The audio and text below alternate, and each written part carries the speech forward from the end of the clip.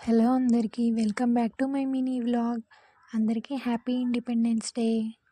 ఈసారి అయితే 5 శ్రావణ శుక్రవారాలు అయితే వచ్చాయి. నాకు 3వ వారం అయితే కుదరలేదు, అందుకని 4వ వారం అయితే పూజ చేసుకుంటున్నాము.